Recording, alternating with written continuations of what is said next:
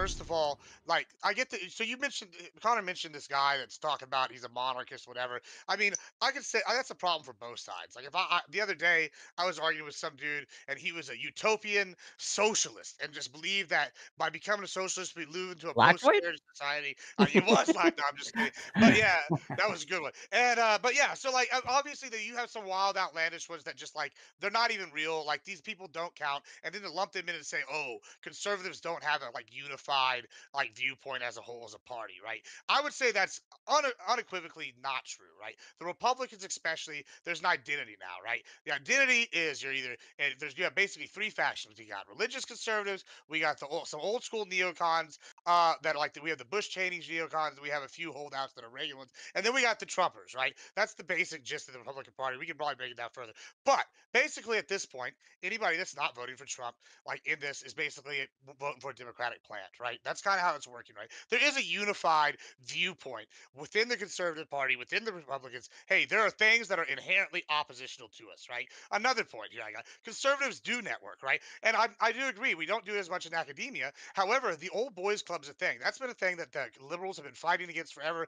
They don't like nepotism. They don't like this idea that people network outside. Like, I mean, for example, Texas A&M is the Association of Former Students. I could go to join the club here in San Antonio right now and get business opportunities. In fact, I do go to some of them sometimes just to like meet people, and network. That's a very big networking thing. They just don't do it in college, right? So, another issue is the biggest issue Republicans in general have is branding. Because anytime you want to sit here and say, "Oh, I'm an actual conservative," and say these viewpoints, we have like fake like Republicans come in, or we have liberals come in, and they try to vilify your beliefs and try to paint you in the light that you're a constitutional monarchist, or you're a Richard Spencer, or you're Nick Fuentes, and immediately just go to the furthest extreme and say that's the status quo for republicanism, which is bullshit. But moving on, I do want to cover something that Fairy Queen said, which, surprise, surprise, the South Carolina person is suddenly championing conservative libertarian values again. Letters of recommendation are good. You should get them from as many people. And reading the opposite point of view is good. In fact, I mean, some of the biggest, most influential works, I would say are considered conservative works. I mean, how often do Republicans point to things like 1984 and say, look, this is what the left is becoming. This is what you're getting. Okay, so hold on. This, I know that we're sidetracking off of academia, but I think this is actually something that needs to be resolved. So I think you're right in saying that 55% of the Republican Party as it presently exists is coherent around Trump, MAGA, etc.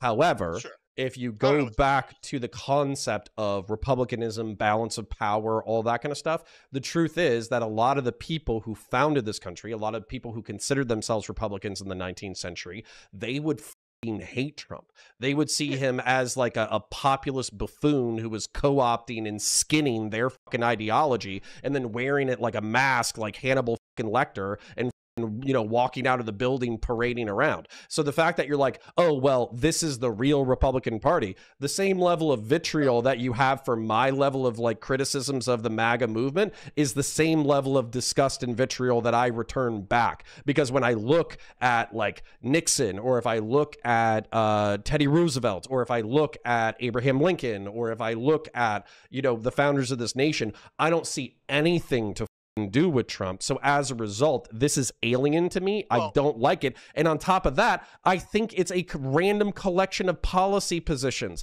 I don't see Trump as like a coherent narrative. It's secure the border, like geopolitical isolationism. If you don't kick in your fair share, we're going to buddy you on the world stage. Also, you have to pretend that I'm the greatest person since Julius Caesar, or else you're my political enemy. I mean, That's the coherence of. Oh, and by the way, hold on. One more point. No, I did not describe Teddy Roosevelt at all. Get the fuck out of here. Teddy Roosevelt, get the fuck out of here. Anyways, he was an isolationist. He wanted a stronger border. He wasn't an isolationist. He came up with the. He came up with. populist. No, he wasn't. He oversaw the Boxer Rebellion in China, and on top of that, he had the Pan American policy. No, that's cope like a mother. Anyways, finally, that was cope like a mother. But also, the point being that, like, you're saying that these fucking schizos, like, don't have that big of an impact and we shouldn't care about the Sargons of the world because they just have, like, a few 100,000 subs on YouTube.